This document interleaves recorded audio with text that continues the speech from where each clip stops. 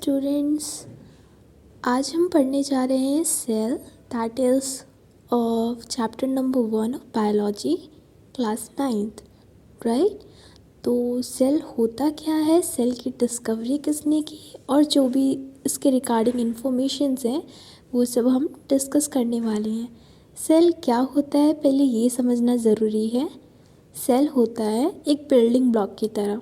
जैसे किसी बिल्डिंग को बनने के लिए ब्रिक की ज़रूरत होती है, तो ब्रिक क्या हो गया, एक बिल्डिंग का यूनिट।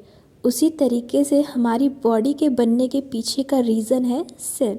तो बहुत सारे सेल मिलकर एक प्रॉपर बॉडी बनाते हैं, राइट। सो इसमें क्या क्या चीज़ें हैं और कैसे हम इसको डिफ़ाइन कर सकते हैं साइंटिफिकली, उसे समझते हैं।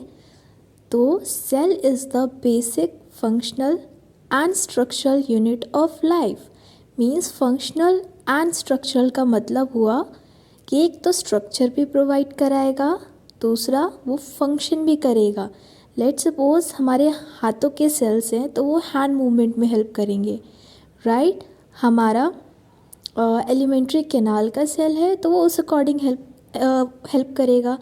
या फिर हमारे जो ब्लड सेल्स हैं वो अलग वर्क करेंगे। तो हर एक सेल का जो है फंक्शन होता है, ठीक है। सो सेल क्या करता है, बॉडी को फंक्शन करने में हेल्प करता है। अब डिस्कवरी ऑफ सेल की बात कर लेते हैं।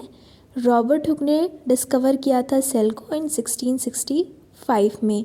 उन्होंने डिस्कवर कैसे किया, he was the first person जिन्होंने माइक्रोस्कोप बनाया था। इन्होंने एक माइक्रोस्कोप बनाया था, सेल्फ मेड माइक्रोस्कोप, जो कि बहुत ज़्यादा पावरफुल नहीं था। लेटर ऑन उसे डेवलप कर दिया था, मॉडिफाई कर दिया था एंटोन वॉन लीवनहॉक ने, right. So yes, back to the Robert Hooke. So Robert Hooke ने कैसे देखा था सेल को, कॉर्क सेल देखा था सबसे पहले उन्होंने। कॉर्क क्या होता है, बार्क ऑफ द ट्रीज, ठीक है, जो ब्राउन पार्ट होता है उससे निकाल कर बनाया जाता है। उन्होंने कॉर्क सेल देखा और उसको उन्होंने ऐसे भी रेफ़र किया, it is a dead cell. तो he also discovered the dead cell. इसके बाद इन्होंने अनियन स्लाइस में देखा था सेल को, राइट। इन्होंने बोला कोई तो लिटिल कंपार्टमेंट है जिससे कुछ ना कुछ तो बना हुआ है हमारा बॉडी, कोई भी लिविंग ऑर्गेनिज्म। तो लेटर ऑन उन्होंने डिस्कवर्ड किया वो क्या था, सेल, लिटिल कंपार्टमेंट और honeycomb like structure is cell. इसका एक फ्रेज भी था, ओमनिस सेल्यूला ओ ओमनिस, राइट, जिसका मतलब था लिटिल कंपार्टमेंट। इसके बाद आए Anton von Leeuwenhoek, this is the cell theory, okay.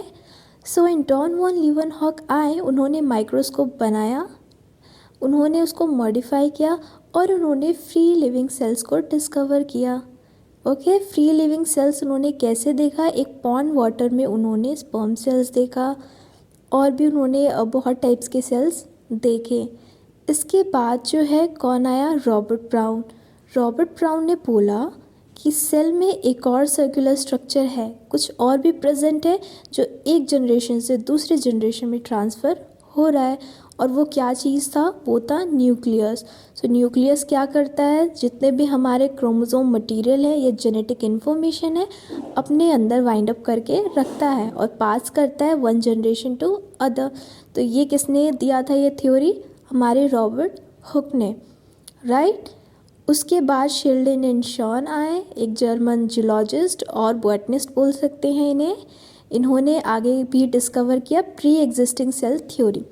Pre existing cell theory क्या बताती है कि कोई भी एक नया ऑर्गेनिज्म कैसे आया है, because of the past organism.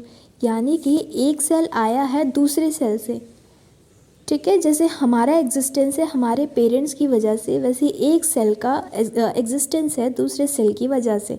तो ये है pre existing cell theory. I hope आपको इतना पार्ट क्लियर हुआ होगा। आगे भी बहुत सारी चीज़ें हैं जो हमें डिस्कस करनी है, लाइक सेल ऑर्गेनेल और हमारा सेल ऑर्गेनेल के फंक्शंस और क्या कैसे काम करता है।